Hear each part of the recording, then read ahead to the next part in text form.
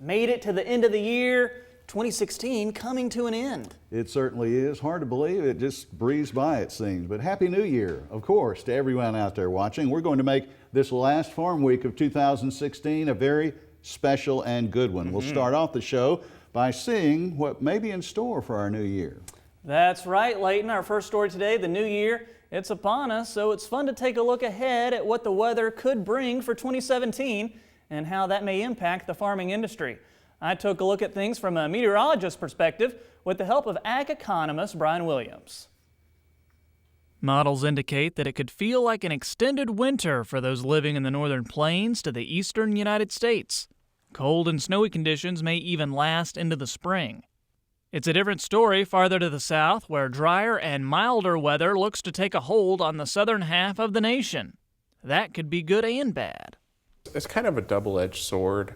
On the one hand, a dry, mild winter is going to help producers get into the field earlier in the spring. It'll take a little bit of stress away from producers and worrying about not getting their crop in time. On the other hand, it can hurt producers if we don't get that subsoil moisture replenished, which we really need.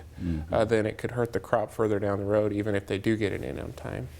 Long-range forecasts hint at several rounds of snow for the Northeast.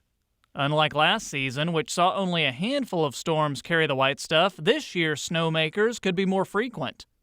It doesn't appear to be bitterly cold for an extended time, but not nearly as mild as what was felt last winter.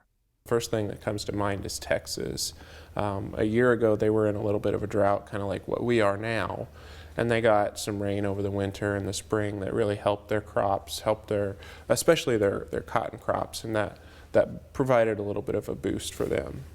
Farther to the south, folks have been enjoying an extended break from the frigid temps, but January may bring some of the coldest weather of the season before exiting and setting the stage for severe storms leading into spring.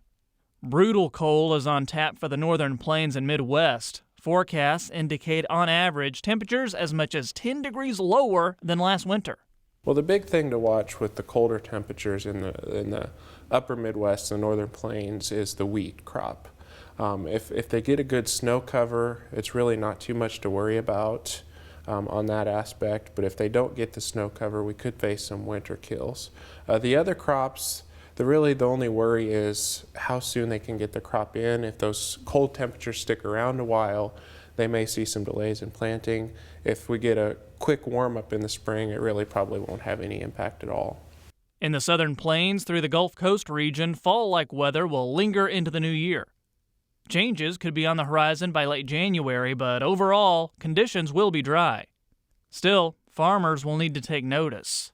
On the main row crops like corn and soybeans, it probably isn't going to have too much of an impact unless the drought that we have spreads further north.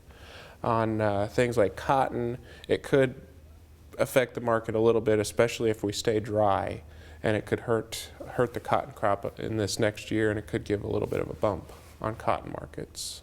Keep your eyes to the skies, and we'll have updates with the latest. I'm Troy Moling reporting.